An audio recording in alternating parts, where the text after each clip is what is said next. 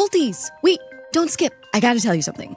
My book, Cultish, which inspired this whole podcast, is finally coming out in paperback, and I'm hosting 2 incredibly special live tour events to celebrate. The first is in LA on June 9th and is a culty live podcast book tour variety show featuring so many special guests, including my co-host Reese, former guests Jamie Loftus, Raven Simone, and Miranda Pierman Mayday, plus drag and burlesque performances and other transcendent surprises. And then I'm doing an event on June 13th in New York, moderated by the cult-followed author Coco Mellers. Check out amandamontel.com/events for info and tickets. I so hope you join us for these oh-so-special events.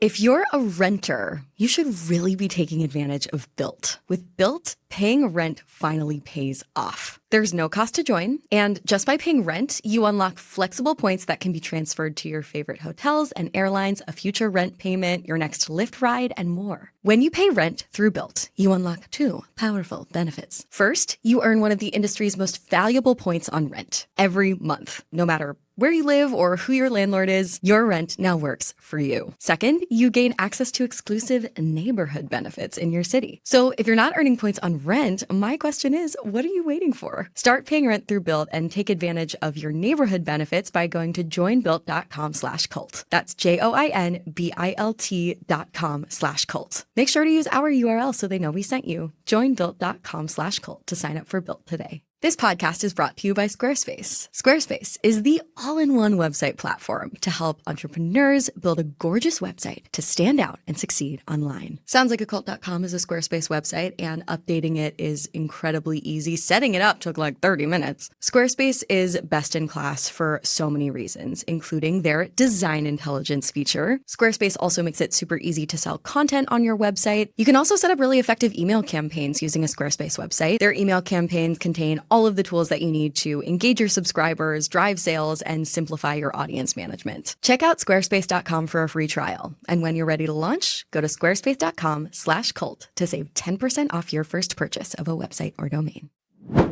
The views expressed on this episode, as with all episodes of Sounds Like a Cult, are solely host opinions and quoted allegations. The content here should not be taken as indisputable fact. This podcast is for entertainment purposes only. The truth is, no one cares about you. The people you worship don't care about you. Because of that, now the rest of us don't like you. They're sitting thinking that a woman needs to just choose them, and that all a woman is the social arbitrator of sex, and that women, on the whole, can't discern between personalities. They only want money. Right. They only want to be bred. These perspectives that have long controlled us more implicitly are just being allowed to become the explicit cultural norm, which is obviously terrifying. This is Sounds Like a Cult, a show about the modern-day cults we all follow. I'm your host, Amanda Montel, author of the book Cultish, out in paperback May 27th. And I'm Reese Oliver, your co-host and Sounds Like a Cult's coordinator. Every week on this show, we discuss a different fanatical fringe group from the cultural zeitgeist, from horse girls all the way to Shen Yun, to try and answer the big question. This group sounds like a cult, but is it really?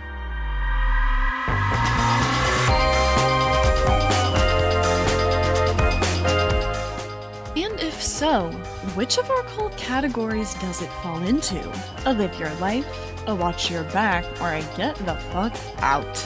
Because not every group with culty vibes is out here searing their initials into their followers' flesh. Cultish influence these days exists on a spectrum, from the harmlessly quirky to the deeply dangerous. The point of this show is to explore how fanaticism creeps into everyday life, to examine how power and identity can get warped in the weirdest corners of the internet, and to critique the places you might not think to look, but definitely should.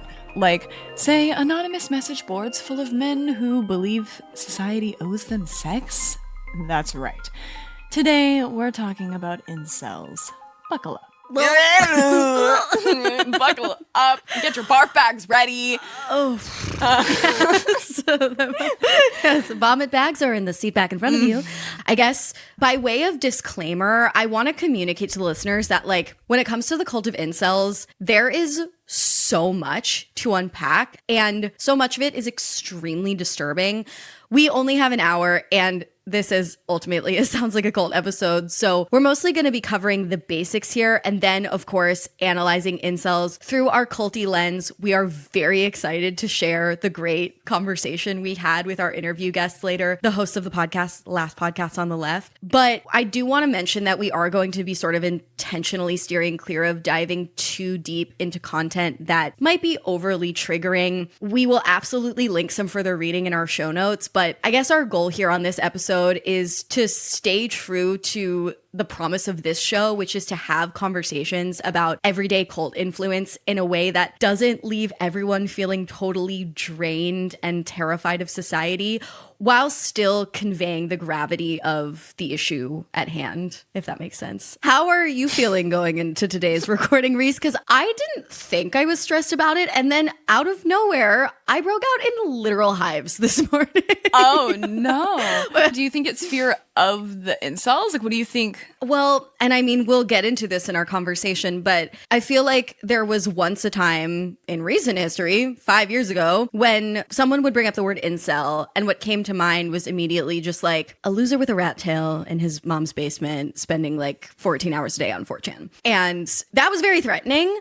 But it's someone who I could, like, I guess, psychologically easily dismiss. And I didn't actually fear them coming for me. Like, my fear of them was more abstract. But now, especially with JD Vance in office, I feel like incel means more than that. The term has become more diffuse and the culture has become more widespread. So I feel like there are dudes who might not even identify as incels, and even women who might not even identify as incels, but have adopted that mode of behavior and that perspective of the world. And I guess I am a little afraid in a very real way of those people. Yeah, I feel kind of similarly. I think incel, yes, was somewhat of an adjective I could use to describe a large group of people, but also by and large seemed easy, like you said, to punch down at, because their whole kink is their own subjugation. So it's like they're dismissing themselves for me. I don't really need to do it myself. But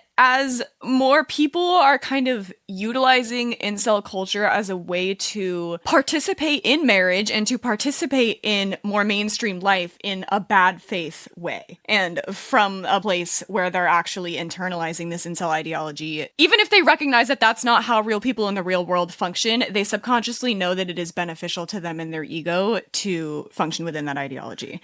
And that is very pervasive and within everybody now. And what's really scaring me about that more in recent times is the fact that this quality is becoming a lot more tangible of a cult, and that it's becoming more of a political movement, more of something where the people are saying like, yeah, no, this is something we should rally around and enforce. And it's not just like a quality of our existence, but is something that we are reclaiming and weaponizing. And that's scary. And the consequences are so extreme. Like, did you watch Adolescence on Netflix? No. Well, I don't know if this is just my algorithm or the fact that I knew this episode recording was coming up, so I've been paying closer attention to the subject matter or what, but I feel like a lot of incel media has come my way recently, and the show Adolescence on Netflix, it's an English show, is the most recent example. The show is a masterpiece. It's 4-episode miniseries, and each of those episodes was shot in one take. It is such a feat of cinema, and it centers on this 13-year-old boy who is accused of stabbing a female classmate to death, having been radicalized by incel culture on social media. Not on 4chan, not in the like sort of subterranean mole person cave X. that I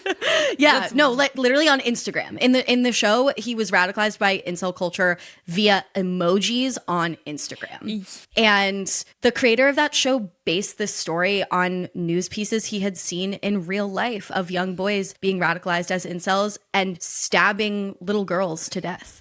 So the worst case scenario of this cult is like, we're not just like tee-hee-heeing about Costco lovers not shopping anywhere else. Like it's this one gets really bad. And I think because they are so self-pejorative, it's easy to laugh at them. And because the nature of their cultishness is at first glance sexual, in that they're frustrated someone won't fuck them. And I think that's really easy to laugh at, and something that you don't really immediately connect harmful, dangerous consequences with. Yeah, to start us off, Reese, I feel like we should back up and define what the fuck even is an incel. If I'm the first one to tell you this, like, I don't know whether to apologize or to be a little jealous. I guess I can do both.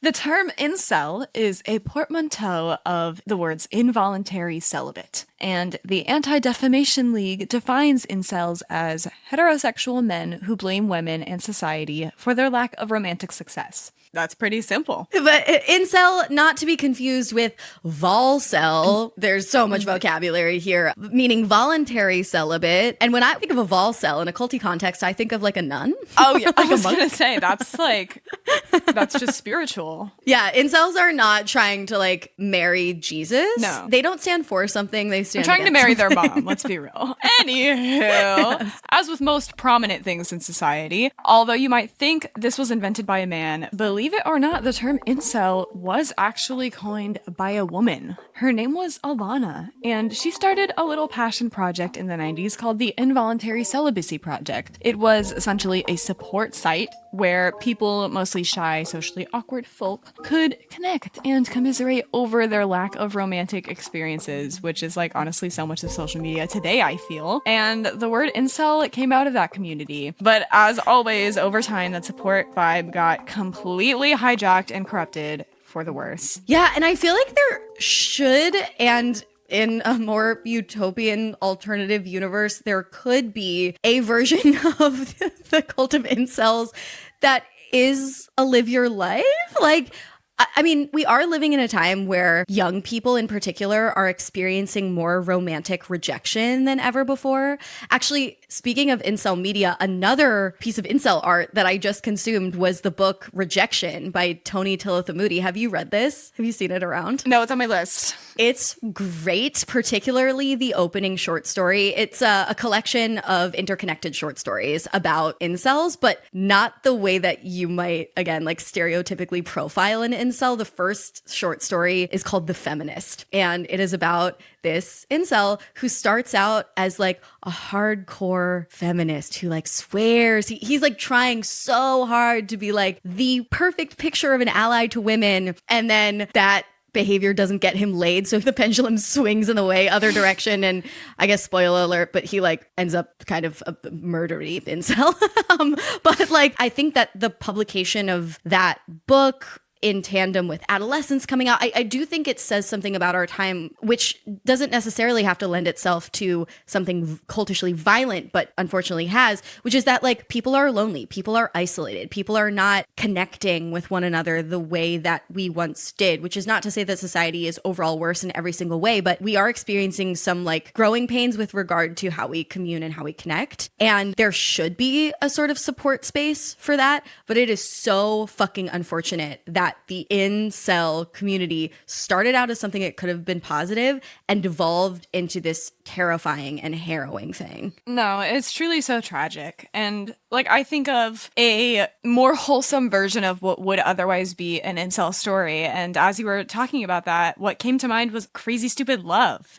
Oh, yeah. Oh my God. Because in that movie, you know, his wife divorces him. He's sad and lonely. And then you think that the premise of the movie is like Ryan Gosling, spoiler alert for Crazy Stupid Love. It came out in like 2009. Get with it. You think the premise is going to be that like Ryan Gosling giving Steve Carell this big macho man makeover and getting him laid with all of these ladies is what's going to get him his mojo back. But in the end, the only thing that he really needed to do was like be a decent person to his wife and like reconnect with the people around him and like be an empathetic human being. But I think where the incel community kind of misses that opportunity is that they have reached that juncture of like, okay, we have a problem and it's not we need to change, it's like everyone else needs to fall in line and this is the way that it is. Yes. And even so, even with the way things being as they are, I need to find power within that, which I will ultimately do by subjugating others. Yes. So by the 2010s, what had started as a gender-neutral support term had mutated into an online subculture steeped in entitlement,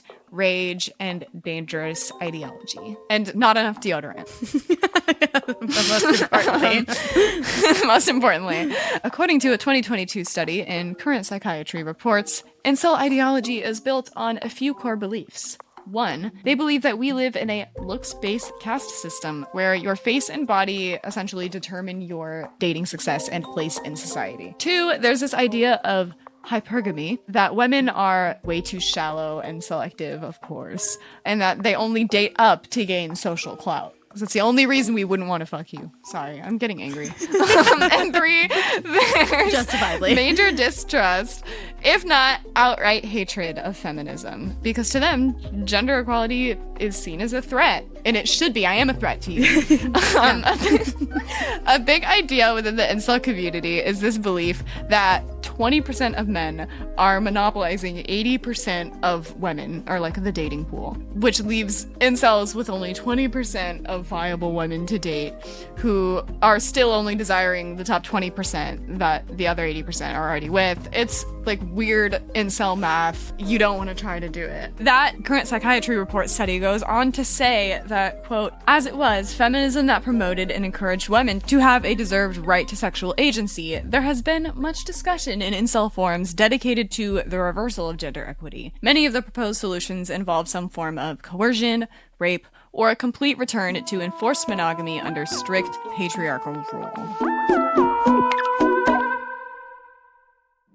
If you're a renter, you should really be taking advantage of Built. We rack up points on groceries, travel, and nearly everything else. So why not on one of your biggest monthly expenses? With Built, paying rent finally pays off. There's no cost to join, and just by paying rent, you unlock flexible points that can be transferred to your favorite hotels and airlines, a future rent payment, your next Lyft ride, and more. When you pay rent through Built, you unlock 2 powerful benefits. First, you earn one of the industry's most valuable points on rent every month, no matter where you live or who your landlord is, your rent now works for you. Second, you gain access to exclusive neighborhood benefits in your city. Built's neighborhood benefits are things like points on dining out, complimentary post-workout shakes, free meals or towels at your favorite fitness studios, and unique experiences that only Built members can access. And when you're ready to travel, Built points can be converted to your favorite miles and hotel points around the world, meaning your rent can literally take you places. So if you're not earning points on rent, my question is, what are you waiting for? Start paying rent through Built and take advantage of your neighborhood benefits by going to joinbuilt.com/cult. That's JOINBILT.com/cult. Make sure to use our URL so they know we sent you. Joinbuilt.com/cult to sign up for Built today. This podcast is brought to you by Squarespace. Squarespace is the all-in-one website platform to help entrepreneurs build a gorgeous website to stand out and succeed online. Whether you're just starting out or managing a growing brand, Squarespace makes it super easy to set up your website, engage with your audience, and sell absolutely anything from products to content to your valuable time. Soundslikeacult.com is a Squarespace website, and updating it is incredibly easy. Setting it up took like 30 minutes. Squarespace is best in class for so many reasons, including their design intelligence feature, which combines 2 decades of industry-leading design expertise with cutting-edge AI technology. Squarespace also makes it super easy to sell content on your website, like online courses, blogs, videos, photography. You can just put your content behind a paywall and charge a subscription or a one-time fee for access. You can also set up really effective email campaigns using a Squarespace website. Their email campaigns contain all of the tools that you need to engage your subscribers, drive sales, and simplify your audience management. Set up automated emails to build connections while saving time, and easily integrate your products into email templates to drive sales and increase site traffic. Check out squarespace.com for a free trial. And when you're ready to launch, go to squarespace.com/cult to save 10% off your first purchase of a website or domain.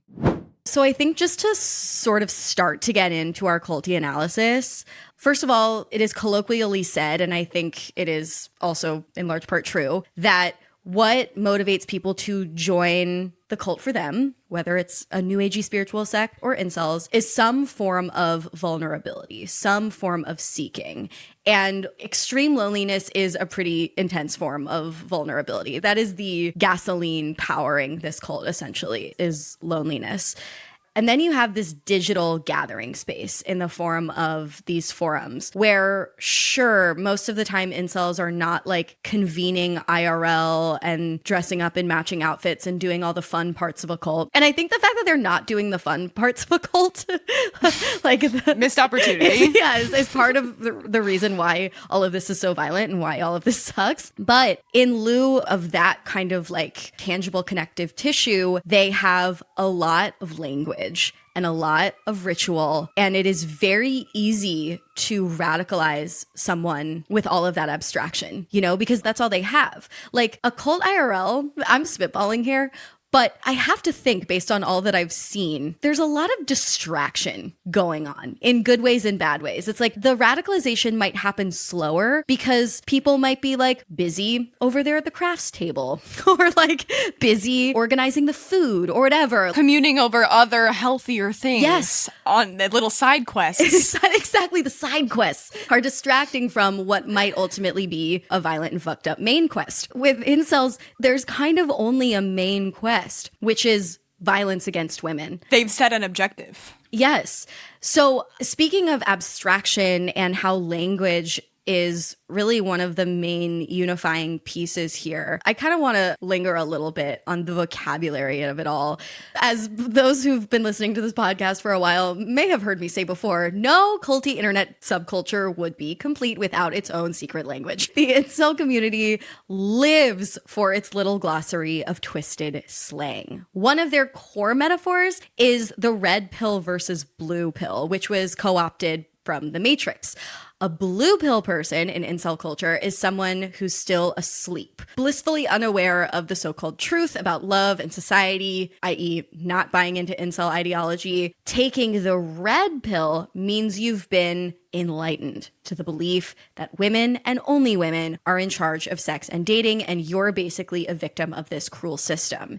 And then there is the black pill, which is when you believe that everything is hopeless. You've crossed into the event horizon. You come to understand that you will always be unwanted no matter what you do. No amount of self-improvement or social change will ever save you. So that's sort of like incel ideology and language 101. And it is important to note that this sort of pill-popping discourse is not exclusive to incels. It also overlaps with the alt-right, QAnon conspiracy theorists, and a general poo-poo platter of internet weirdos who think that they've unlocked the truth and now have to evangelize to the rest of us poor sleeping sheep. And with our guests later, we will analyze a little bit further the sort of culty crossover among all of these different but ultimately shoulder-to-shoulder misogynistic culty internet groups of today. I have always loved the right-wing co-option of the Matrix blue pill and red pill metaphor because it is a metaphor for the trans experience. The Matrix was written by two trans sisters, and the red pill, the true reality, is your true gender identity. So all of these like very hateful groups are co-opting this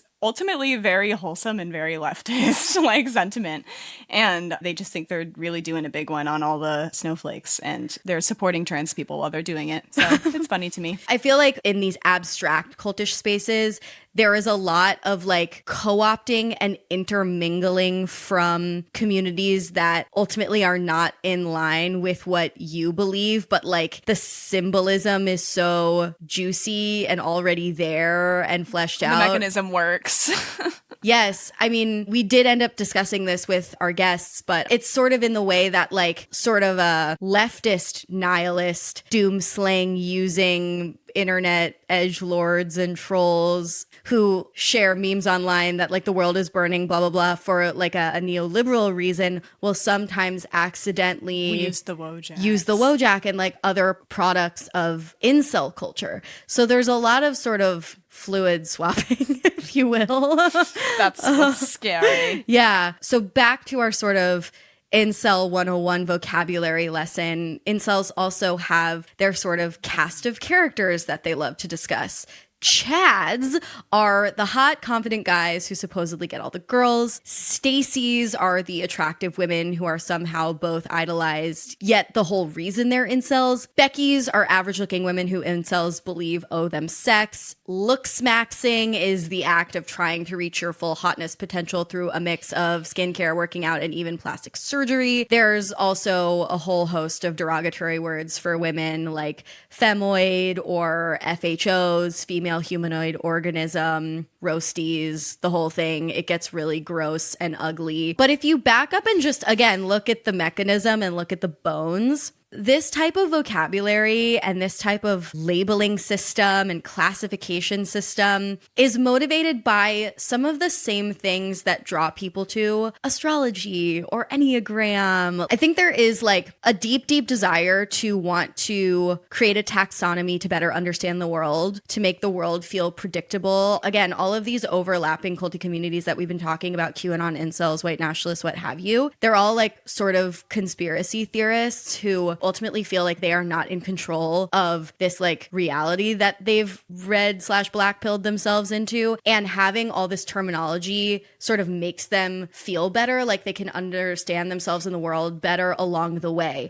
which is like what some live your life level cults do too. You know, I think that's a very profound human thing to want. We all just want to organize things and put things in cute little boxes. Yes. It's really just all that it is. Or distinctly uncute little boxes. And all of this kind of bubbles up into the toxic soup that is the manosphere, an unholy alliance of incels, men's rights activists, alpha male influencers, and other self-proclaimed victims of feminism. Their foundational crusade is that women are the problem and men need to reclaim their dominance. So that is what this religion of sorts is fighting for ultimately. Disgusting.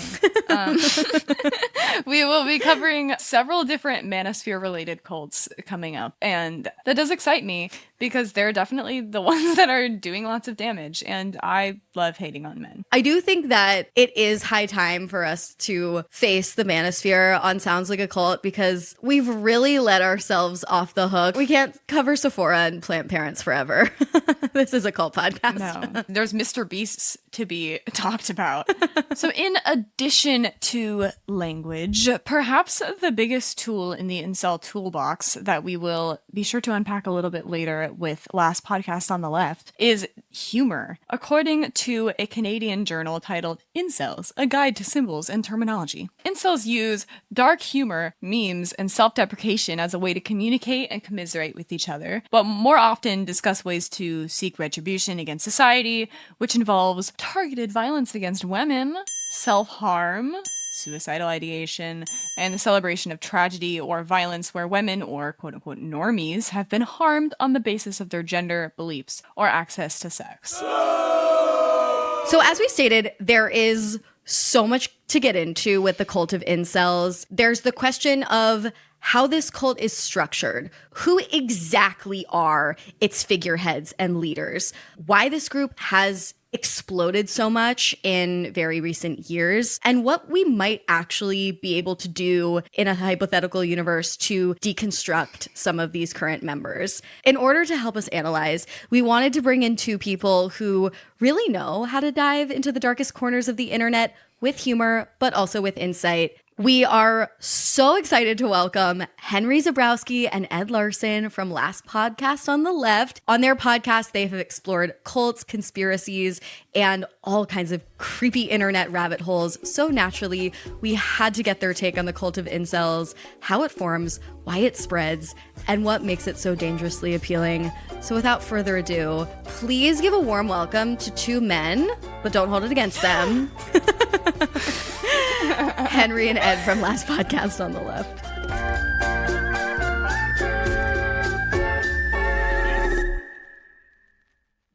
This episode of Sounds Like a Cult is brought to you by Booking.com. Listing your vacation rental on Booking.com opens the door to more guests. Booking.com is one of the most downloaded travel apps in the whole world. That makes it the place to list your vacation rental if you want to earn more with consistent bookings, reach new markets, and turn hosting into a steady income. Over the past 25 years, they've helped more than 1.8 billion vacation rental guests find places to stay. So why not help them find yours? And it's not just access to amazing guests. Booking.com also makes it easy to run your growing business. You can chat with guests, accept or decline bookings, and have total control over your property's calendar and finances. It's hosting on your terms. The best part? Getting started is super easy. In less than 15 minutes, you can register your property, and nearly half of partners get their first booking within a week. Plus, if you're already listed on another site, Booking.com makes it easy to import your property info and get going right away. Whether you're looking to earn extra income, fill those vacant weekends, or grow your business, head over to Booking.com to see how you can get started today. The reach is global, the bookings are consistent, and the control is yours. For the bookings you've dreamed of, list your property on Booking.com.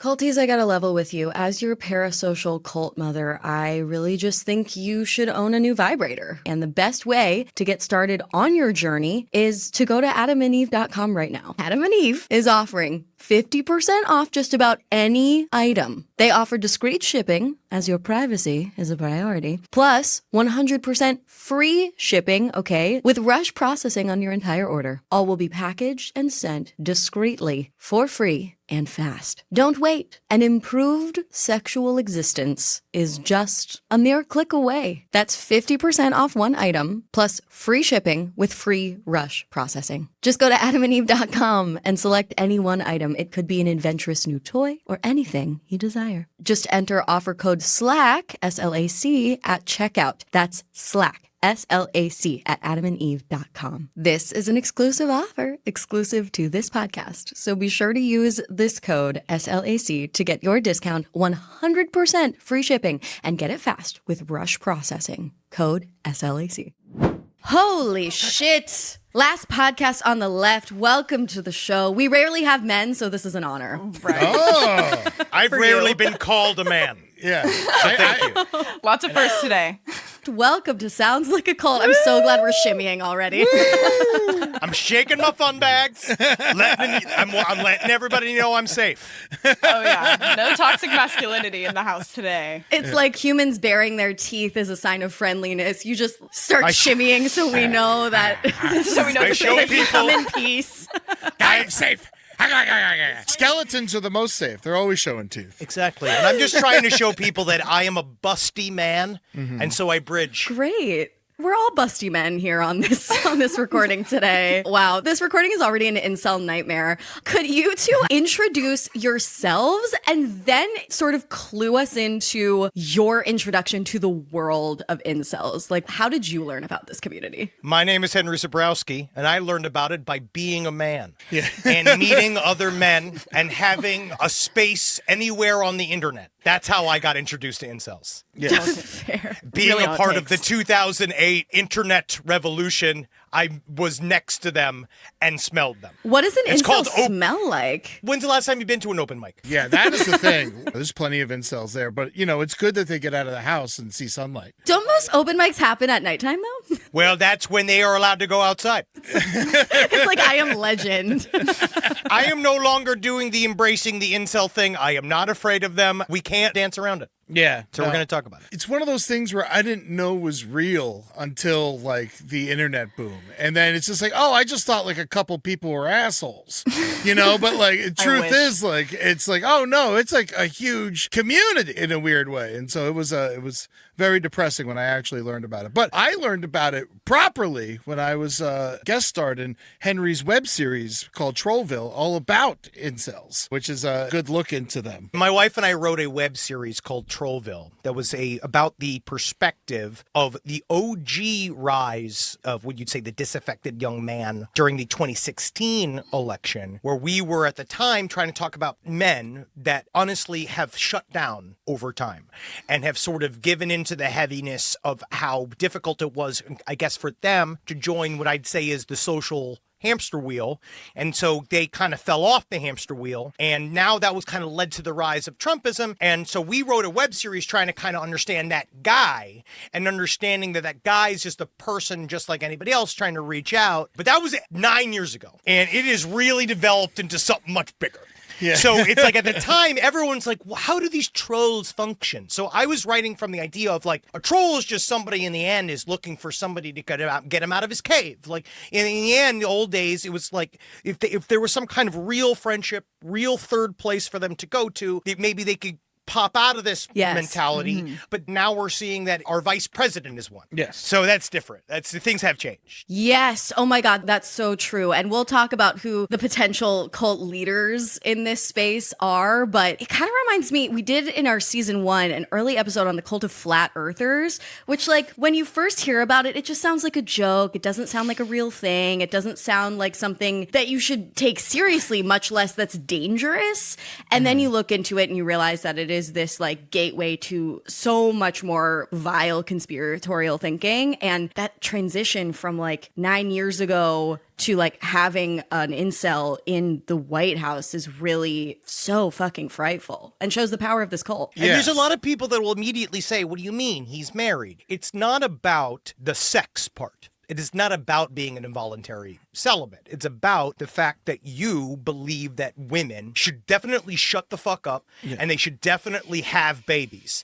And that's all they should do. Like that that's a massive incel line of thought that women should be given to men, which is what half these guys believe is sort of happening. They think that if they become Christian, then they will be given a woman. And it's watching too much porn and thinking that's real life. I was going to say, it's like classic, super misogynistic patriarchy, whatever, things that have existed for a long time, but just like turbocharged by the internet. Yeah. What are some of the cultural factors that you think took the incel community from lonely dudes on forums into a full-blown hate movement? You know, it's funny because like Flat Earth, it's like a belief system more than even a cult, right? It's a thought form. It's like a thought virus. And a part of it, I think, is that they embrace flat earthism because it is ridiculous. And because they are doing something that it's like, I refuse to join in on your view of any view of society. I refuse to be part of mainstream society. I will believe in anything that casts me out of it. I think the one thing that happened to our young guys that I read when we were doing our Anders Breivik series is I read a really interesting study that talked about shitposting and how it leads to radicalization and how one of the worst parts about the internet is people like us that were irony-soaked millennials that loved that comedy. I loved the comedy that came out of 4chan.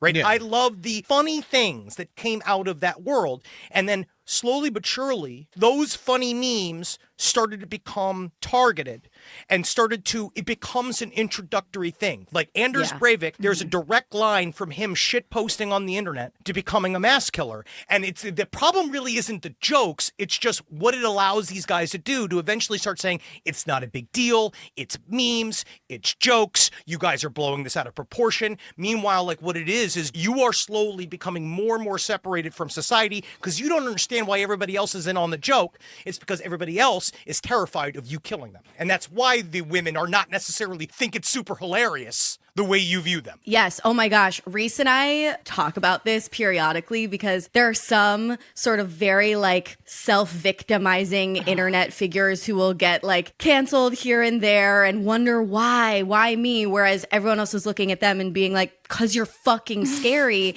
And we were like, oh, those people have incel energy, even though they don't like meet the profile of an incel. And I think you're getting to exactly the psychology and motivation there, where they have this like the world against me sort of like external locus of control thing going, like a conspiracy theorist, but married with this nihilistic internet humor and irony that allows them to defend until the cows come home that this is a bit, this is a joke, this is a community also of people who get it, until everyone else on the outside is like, bro, you're like a terror threat. I mean, absolutely. That's when it's really become real now, is because they're actively killing people. Before Trump, it was all like, not cute, but like harmless almost. But then it all became very real very fast, and then it's just like, oh, we can't even joke around about this stuff anymore. Because before I was like, oh, there's comedy in here or whatever. Now it's just wildly depressing because it became real. Because before it was like, this is absurd. This will never happen. Let's joke about it. And then it fucking happened. How do you guys feel?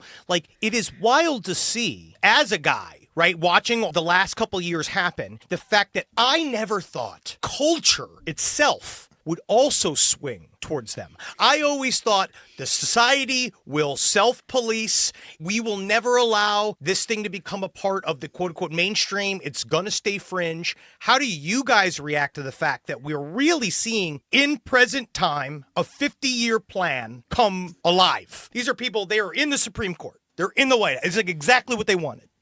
Well, Reese is the future because she's very young. So, Reese, how do you feel? I suppose, I don't know if this is just the feminist rhetorics course I took last spring, but I suppose I see it more of like the curtain is being pulled back. I don't know necessarily that a perspective is truly shifting so much as these people are feeling more comfortable to vocalize these opinions that have long been held, and these perspectives that have long controlled us more implicitly are just being allowed to become the explicit cultural norm, which is obviously terrifying. But I think the irony and the joke of it all, like you said, is a huge factor in that because, you know, it's easy enough to laugh at Pepe the Frog online, but then Pepe the Frog is like storming into the Capitol and it's right there in front of you. Yeah. Yes. And they were too much of pussies to complete the job. That's what I'm saying about January 6th. They didn't have the balls to complete the job. And now we're in this fucking mess. Yeah. Yes, they made it messy, just not in the way you think. A similar thing comes to mind. I guess what we're getting at already is that, like, incels are not just this sort of disparate, threatening ideology. It is a cult, even though these people are mostly, like, alone in their basement, because humor is the glue that keeps them unified. But I remember I spoke to a folklorist, Tom Mould, while I was reporting a chapter in my last book, which covers this cognitive bias called the illusory truth effect, which is our tendency to think something is true just because we've heard it multiple times. It's like this deceptively simple but very impactful bias where we mistake processing fluency for accuracy, which has always existed in the human mind, or at least for a very, very long time, but takes on new risks in the age of information, including misinformation and disinformation. And I remember him telling me that one of the qualities that makes a piece of information sticky, especially a piece of false information, is humor. It is such a sort of underrated tool or weapon of these online cults. And so many of us inadvertently use incel memes and incel humor. Like the Wojak, for example, makes its way into the sort of neoliberal side of nihilist memes. And I think through that, it is sort of like subtly perpetuating incel culture, causing it to show up in places you would never think to look. Which, again, I think is representative of ugly impulses that human beings have always had, but they're coming to fruition differently in this, like, internet-mediated epidemic of loneliness. Well, here's very interesting, though, but at the same time, I wonder about, like, we can't make humor illegal, though. I know that's ridiculous to say. That's not going to happen. It's not. It's not going to happen. It's not happening. They're the only ones that's saying it's illegal. They're like, say an awful joke and no one laughs. Like, what? Yeah. You know, it's Eddie and I, you and I, we know the line. There is like a thing that you understand as a comedian in dark spaces, that you can understand what the lines are, how you want to play with those lines. Empathy. Yes, that is what I've developed. Yeah. It took me years, Reese. It took me years to develop empathy. You know, it's like talking about hours of therapy, all this kind of shit. And legitimately, it's hard because in dark humor spaces, that's a great way to get it out. Like, it's a great way to express yourself. Like, in these communities, right? Like, I was reading about, like, what was it? Hope, or rope. One of the terms they use, the way they sort of express themselves is to funnily embrace the idea of suicidality, to have forums where they go and everybody in there are all like joking and leaving, like, kind of like egging them on. Yes. And on some level, there is a genuine community bonding from it because they're all joking darkly about something that they're wrestling with.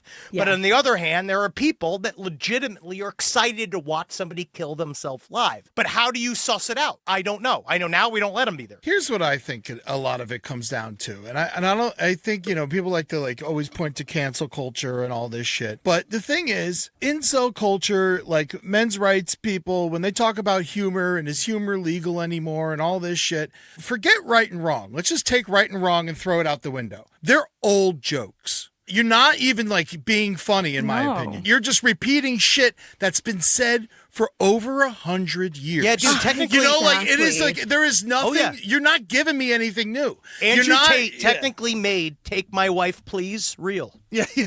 And that's not cool. Oh my God.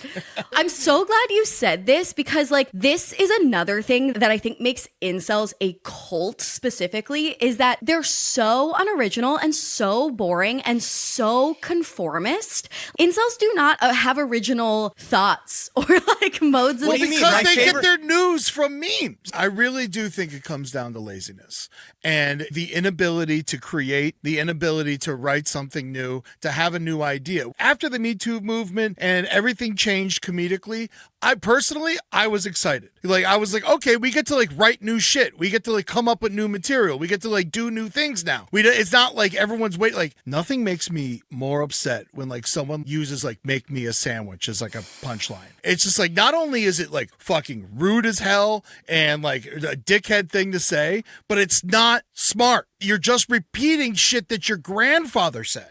Exactly. Like, at some point, you have to realize that times are changing and you need new jokes. Well, and you are too lazy to write anything new yourself. I believe a true comedian entertains the audience that is there. The idea is that as a comedian, you should be seeking to grow and change because the audience is changing. So you should be trying to change. Even if you come at it selfishly, like, it's good for you, it's good for your art. But I think there is just this hive mind, whether you want to call it laziness, whether you want to call it brainwashing, whether you want to call it conditioning and coercion, I don't know. But there is this profound lack of individuality and critical thinking in the incel space, with, like, humor as the excuse and as the guise or facade. It's incredibly cult-like in such an unexpected way. In your research, though, what is it you think that drives them to be inherently violent? Do any research into Nathan Larson? No.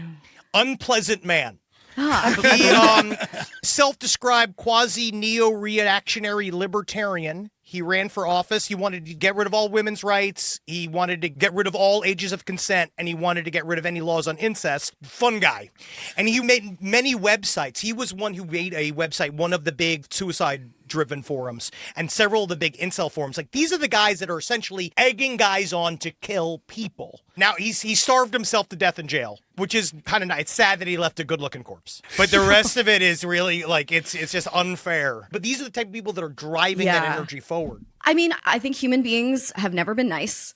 In some ways, we're sort of better behaved than we've ever been. I had a narcissism expert explain some of this context to me, Dr. Ramani Durvasula. I don't know if you're familiar with her work. I watch her YouTube. Hell yeah. She was saying, you know, like, narcissism has always existed. Like, anyone who's ever made it into a history book was probably a narcissist. People have been, like, killing each other and fucking each other up for reasons that were somewhat justifiable at the time and also not justifiable at all since the dawn of time. And now, again, I think people are leaning into those time-honored violent impulses in part because of the permission structure that those in our government are now providing. And also, again, in part because it might start out as just a bit. And then slowly but surely, like the cliche of the amphibian getting heated in boiling water or whatever, slowly they realize that they have actually turned to legit IRL violence. Well, also, we were all taught wrong. I'm in my 40s,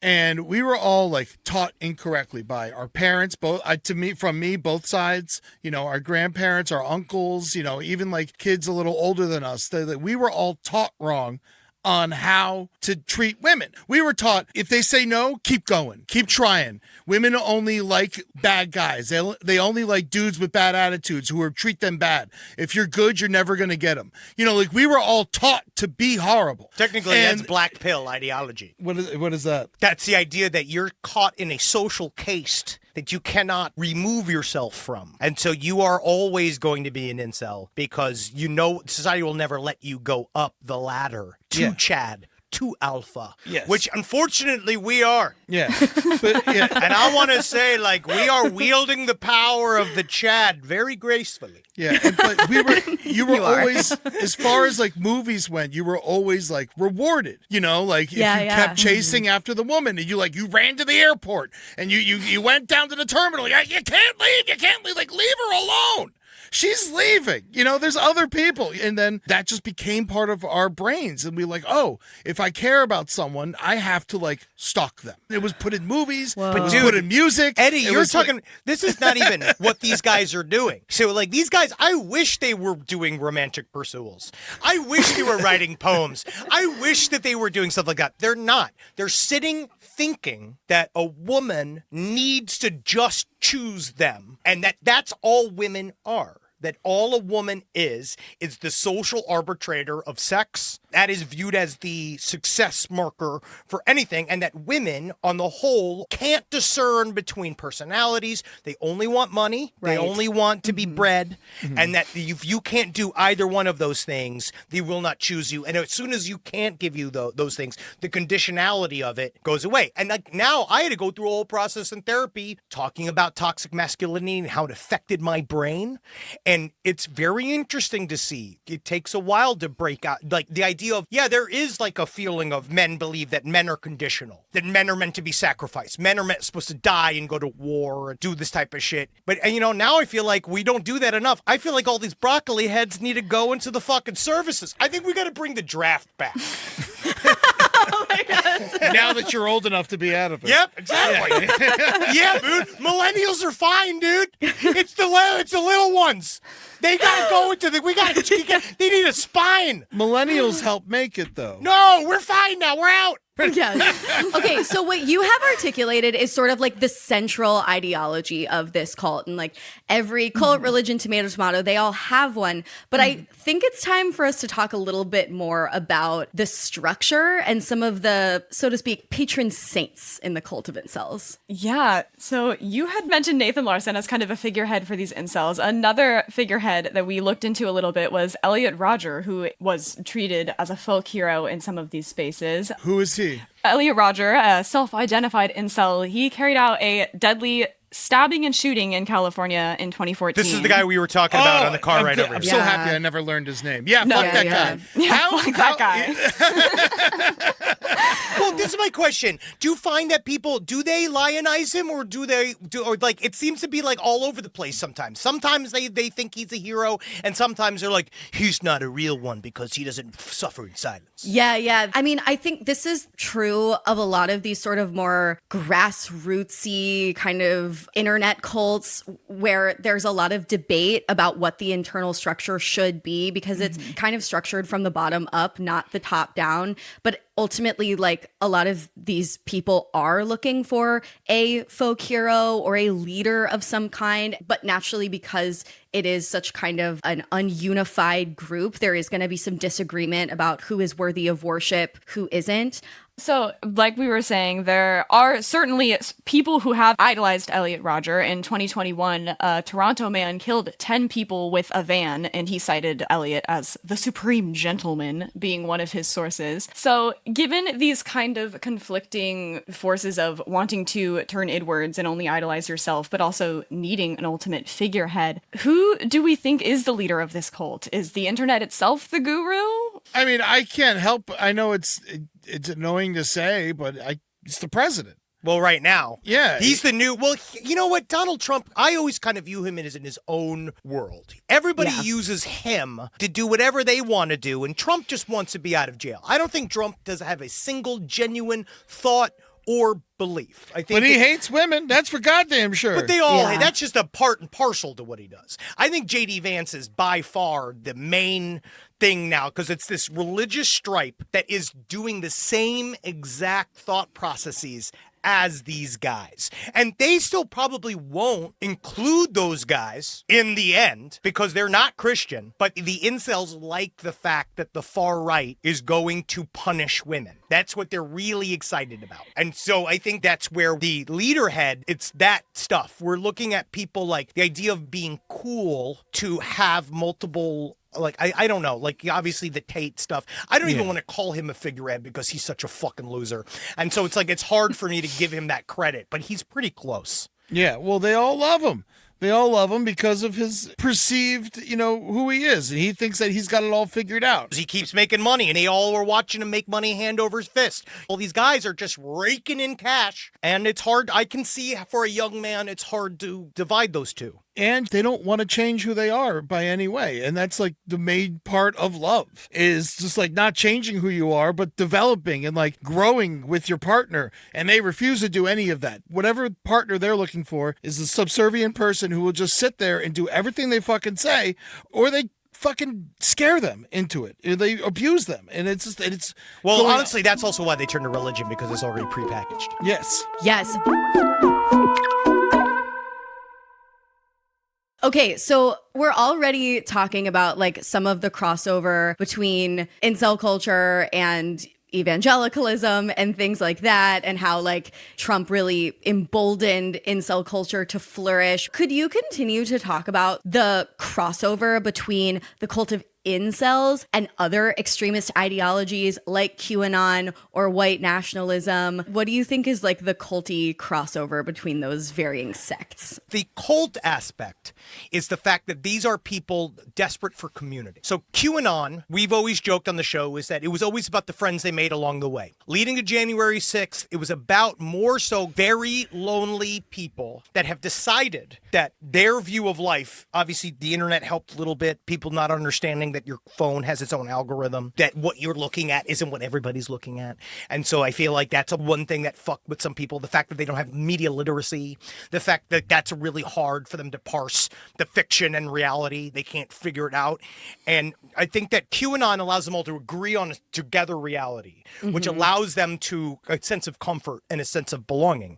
And I think that incels is another thing where it's essentially, you're taking the fucking heroin. You're taking the version of fake heroin. You're taking fake heroin of togetherness. You're looking for a place to be heard and felt.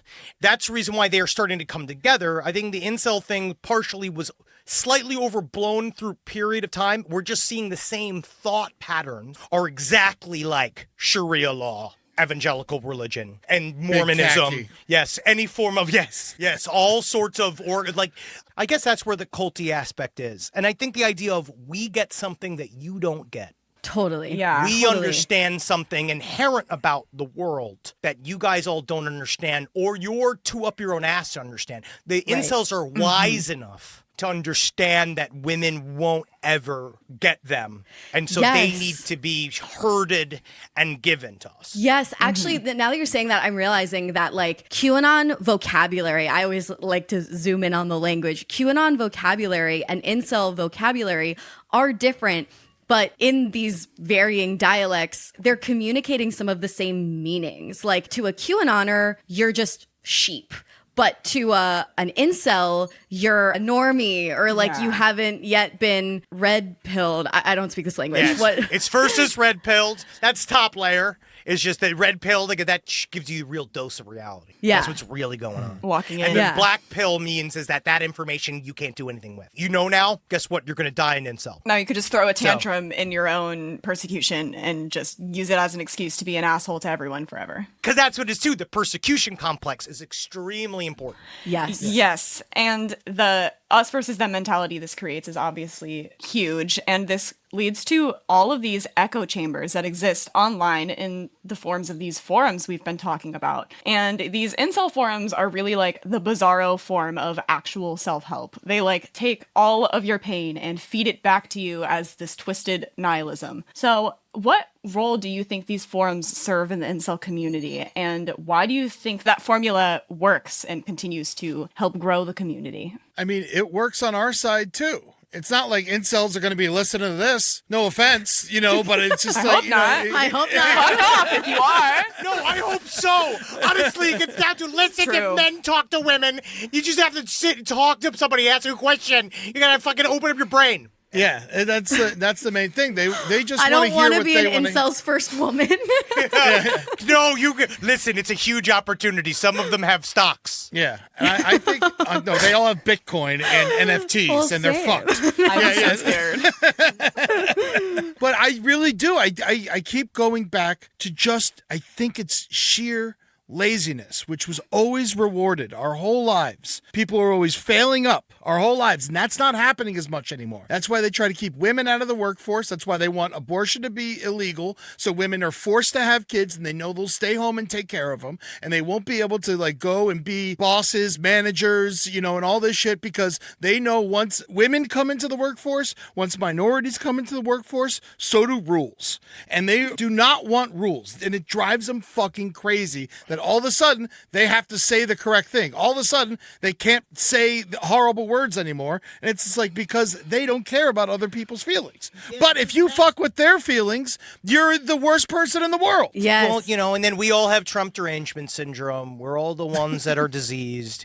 We're the ones that are out of whack with society. But that's, again, it features back into the us versus them. It's this, we know something that they don't, which is why flat earthers work. It's why the people that used to be into everything Bohemian Grove used to work. Like, all these conspiracy series also kind of revolve around this idea that there is a thing that we now know that other people don't. Yes. So these forums then are kind of like this exclusive church space, this like digital sanctuary where those new rules don't apply. And that also reminds me of, did you see the comedian Alex Edelman's Just For Us comedy special? No, I haven't. I love him, though. He's a good guy. It's so good, but I guess mild spoiler alert, but that name of his special, Just For Us, is quoting something that someone said in this circle of white nationalists that was like hidden in an apartment in New York City. They were having like a little meeting, and Alex, who's Jewish, crashed it. And like his whole special is about that experience.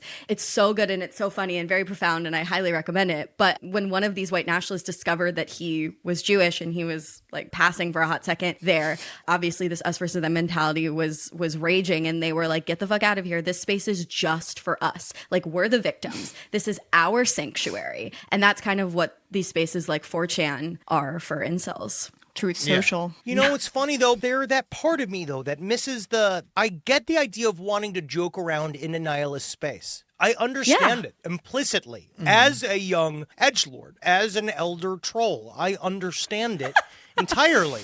But it's just hard because, in my mind, the culture side of it's one thing, which I was joking up before. But now we're seeing something else that's way scarier, which is the fact that it is doubled up by actual associations with money, with clout.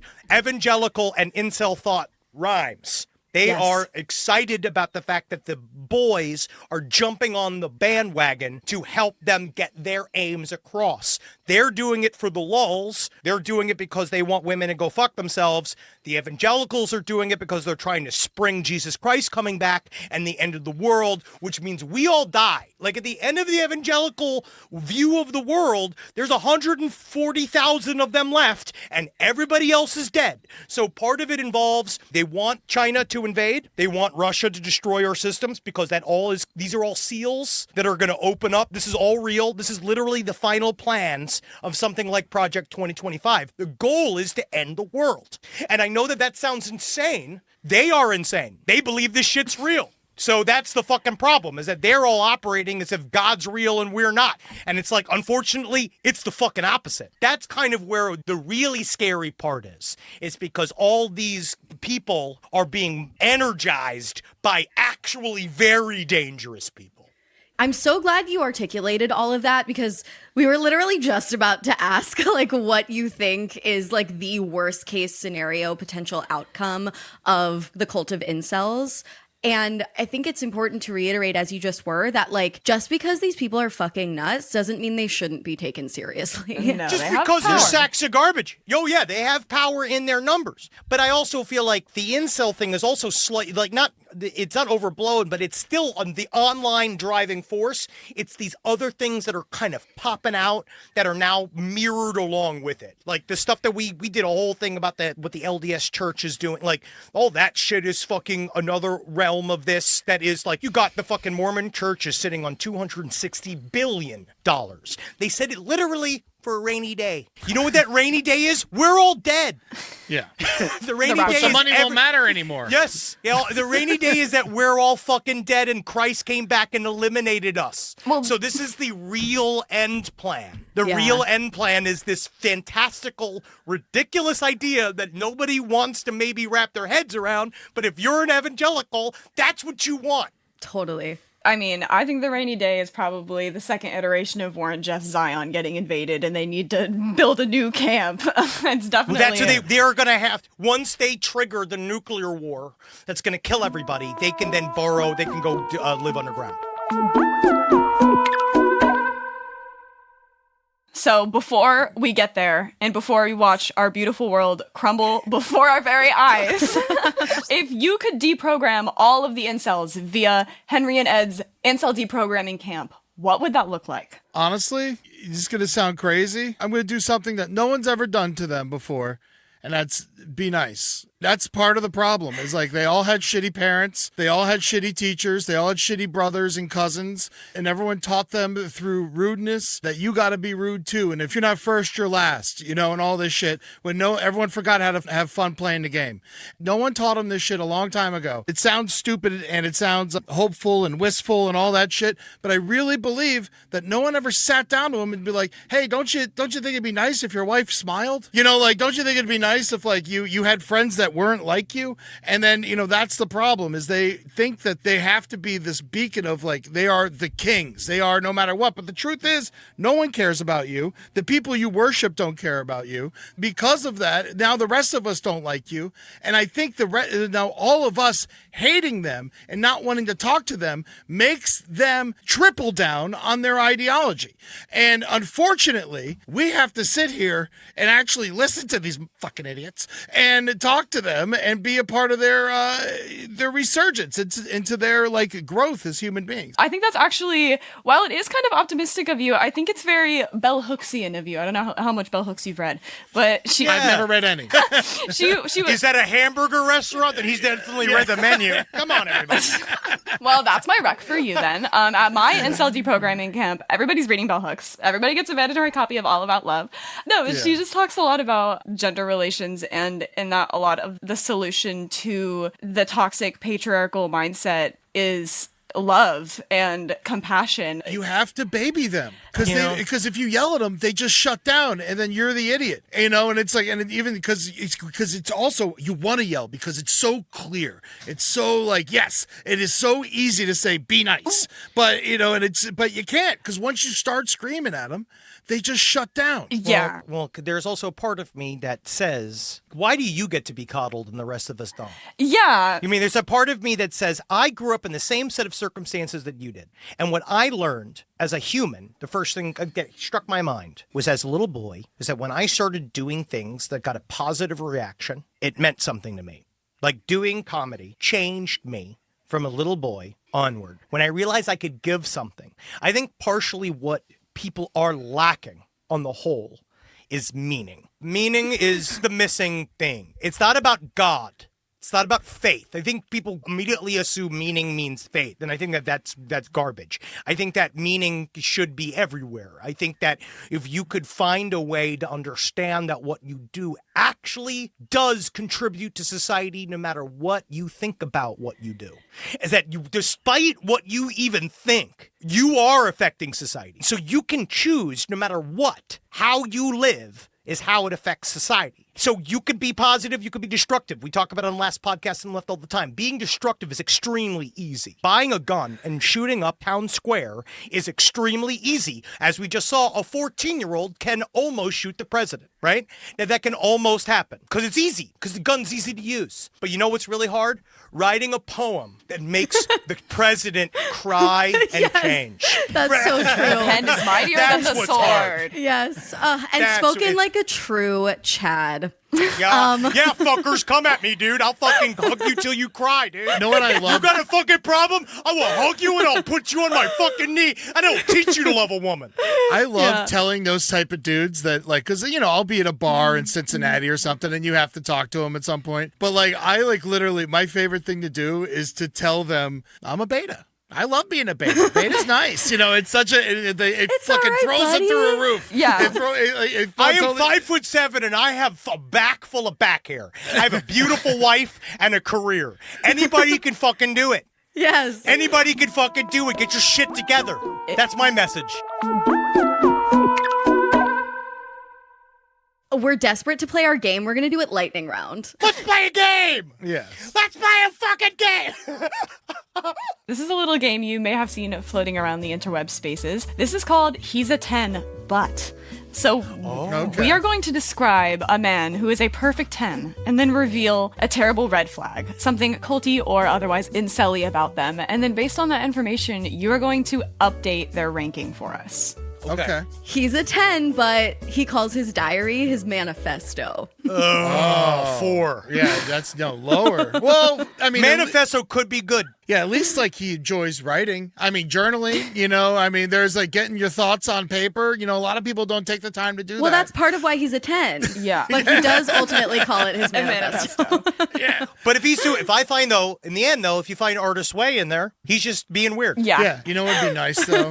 If it was all filled with recipes and he called it his manifesto. And I think that's actually cute. See, Oh, that's different. cute. That's He's a an 11. portmanteau. That's a portmanteau. Okay, He's an now 11. for something less nice. He's a 10, but he takes classes on pickup artistry. Oh, I mean, that's 2, 1. Like, Hey, we were talking about this before. At least he's learning a magic trick. He's actually putting some time in there. I You know what don't mean? think He's building learning a how to dress. relationship should be magic. I think just be a decent person. It's about getting you in the door, Reese. It's about getting you in the door. Sometimes you mean like, as much as being like, if he's awesome, right? Like, let's just say if he learns how to do the coin thing once, you'd be like, oh, okay, that's kind of cute. If he's got a big hat, because that's really what pickup artists say is they have a big hat. yeah, or zoot suits. Yeah, you They got to love their have some zoot kind of, suits. you have to have jewelry, right? A lot of jewelry. I'd say he'd give him a 4. At least he's taking a class.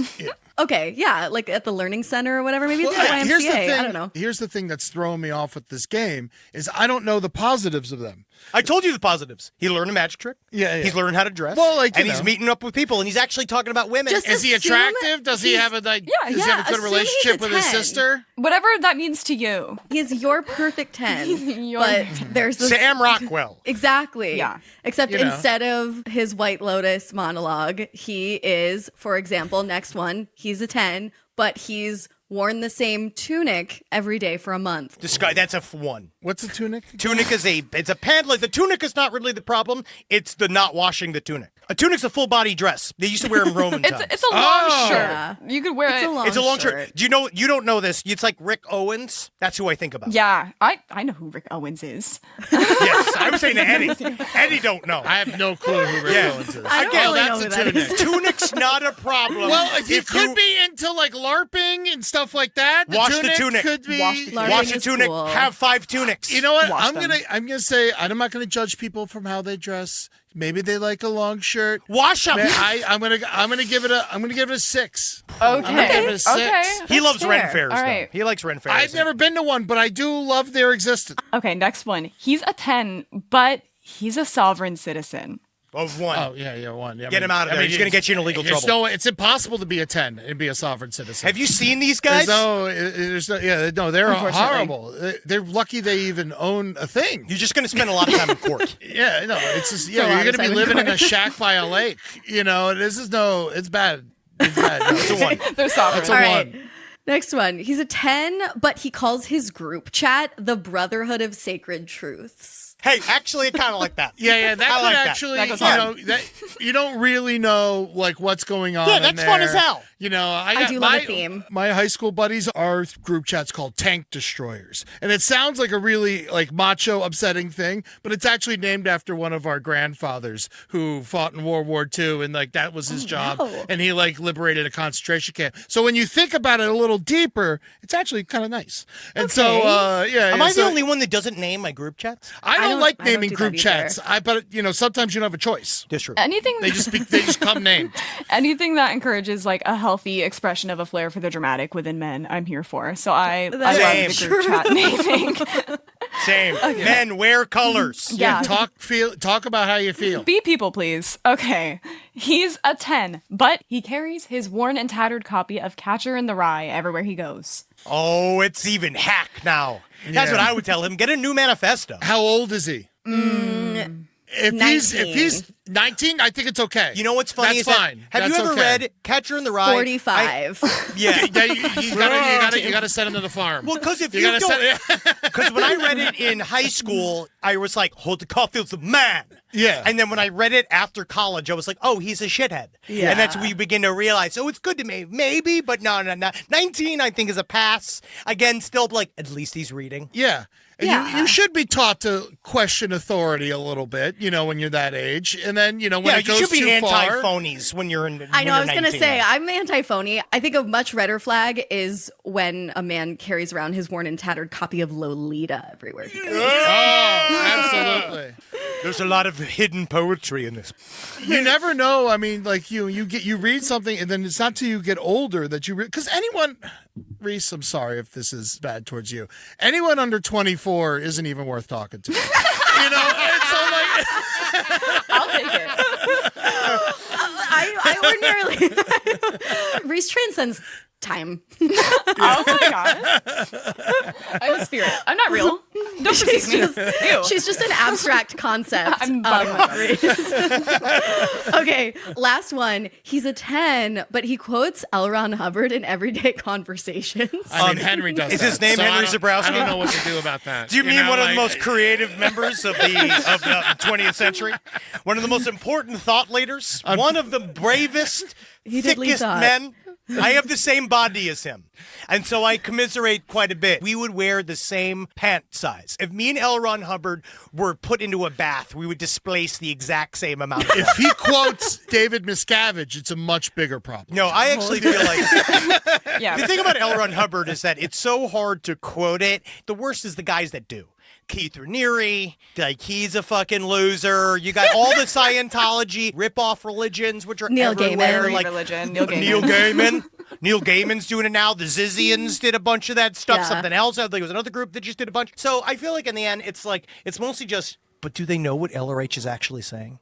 Yeah, and if they're just into sailing, Just gonna that's let not you bad have that. too, Do they even know what he's actually saying? I don't even know. I ironically embrace. I just love the fact that the guy came forward. Unfortunately, he was the number one con man in American history until Trump. And so until he got presidency, then technically Trump took it. Whoa, But it's like that's such a hot LRH was take. number one, though. But he was number one for a while. Listen, you are in a very safe space to ironically embrace cult leaderdom. Oh, yeah. That's what we're all about. And with that, thank you so much for joining this episode of Sounds Like a Cult. If people want to keep up with you and your cult, where can they do that? At LP on the left for all socials. Also, just send us money. Yeah, and last P.O. Box 470, North Hollywood 91603. We're taking cold hard cash. We will take your gold. We will take your gem. we like the money that jingles, but we appreciate the money that folds. Basically, that's what I prefer. No change. I don't want any envelopes filled with change. I don't have time for it. I find them a waste. Beautiful. But yeah, Wow. I should start plugging I was gonna say I will hop interviews. on your masculine boldness and say that is also I will take this opportunity to say that's applicable for us as well. I love money that sings. If anyone wants to show, send a barbershop quartet to my Jonathan house, Larson. Hey, guys. Jonathan Larson. You know what I'm selling with the four of us? You know what I'm currency to me. smelling right here, guys? You know what I'm selling? Bitcoin rug pull. Meme coin rug pull. Oh yeah, let's do it. Colt coin. That was Colt a lot coin. of syllables.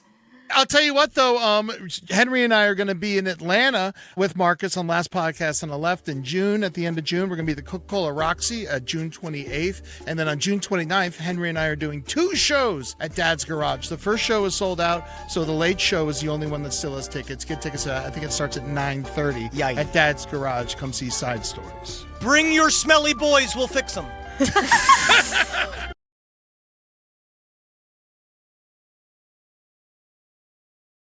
Okay, Reese, out of these 3 cult categories, I wonder, are the cult of incels a live your life, a watch your back, or a get the fuck out? I'm definitively not let in. I would have to join the femcel cult, which that's a whole different that's cult for a whole, different day. But yeah, I'm getting the fuck out. You should get your brothers the fuck out. Get your dad the fuck out. get everyone the fuck out. I know. This cult is so fucking scary. There's so much incel media right now. I was just watching that new HBO show about the emergency room, The Pit, and there's like an incel plotline on The Pit. They're everywhere. And I'm so scared of incel radicalization. Casey and I discuss procreation sometimes. I always say, I just want one little gay son. I know you can't choose, but that's what I would like. And I will love the person no matter what or whomst. That's my little joke. I am actually afraid of having a son because I'm just like, this incel stuff is so scary. It's a big part of the reason my best friend Sydney and I talk about this often. Like, neither of us are having kids. And a good portion of that is like, there's no way to stop them from falling down the alt-right pipeline. Like, we can really try our darndest, but like, if it's going to happen, it's going to happen. And then you think, okay, well, I'm just not going to let them touch digital technology. I'm just going to move to a compound in the woods. And then it's giving Waldorf. Exactly. A culty in the other direction. Waldorf. Now it's giving Jonestown at worst, Like, it's so impossible to avoid cultishness these days. It is just about joining the live your life levels. And this is distinctly not one of those. This is such a get the fuck out. I think it's really important that we're talking about this. I think the incel media that has been bubbling up lately is important. Stay fucking vigilant. Holy shite. Punch an incel in the face. Go to an open mic late at night and punch one in the face just so you can find them.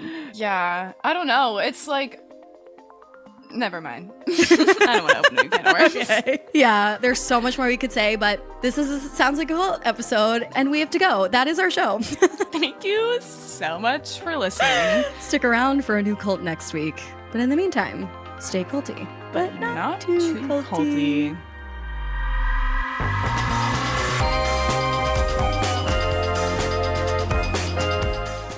Sounds Like a Cult was created by Amanda Montell and edited by Jordan Moore of The Pod Cabin. This episode was hosted by Amanda Montell and Reese Oliver. This episode was produced by managing producer Katie Epperson. Our theme music is by Casey Cole. If you enjoyed the show, we'd really appreciate it if you could leave it 5 stars on Spotify or Apple Podcasts. It really helps the show a lot. And if you like this podcast, feel free to check out my book, Cultish, The Language of Fanaticism, which inspired the show. You might also enjoy my other books, The Age of Magical Overthinking, Notes on Modern Irrationality, and Word Slut, A Feminist Guide to Taking Back the English Language. Thanks as well to our network Studio 71. And be sure to follow the Sounds Like a Cult cult on Instagram for all the discourse at Sounds Like a Cult Pod, or support us on Patreon to listen to the show ad-free at patreon.com/soundslikeacult. This episode of Sounds Like a Cult is brought to you by Booking.com. Booking.com is one of the most downloaded travel apps in the whole world. And it's not just access to amazing guests. Booking.com also makes it easy to run your growing business. You can chat with guests, accept or decline bookings, and have total control over your property's calendar and finances. Getting started is super easy. In less than 15 minutes, you can register your property, and nearly half of partners get their first booking within a week. Whether you're looking to earn extra income, fill those vacant weekends, or grow your business, head over to Booking.com to see how you can get started today. The reach is global, the bookings are consistent, and the control is yours. For the bookings you've dreamed of, list your property on Booking.com.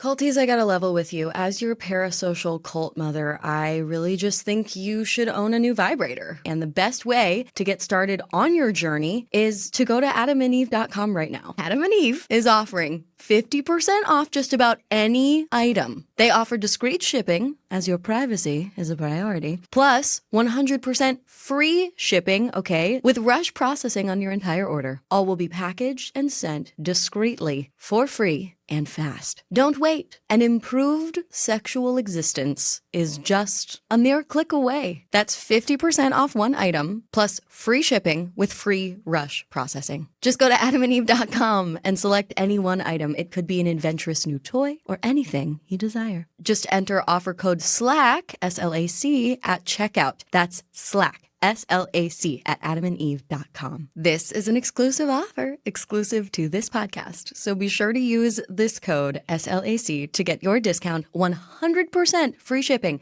and get it fast with rush processing. Code SLAC.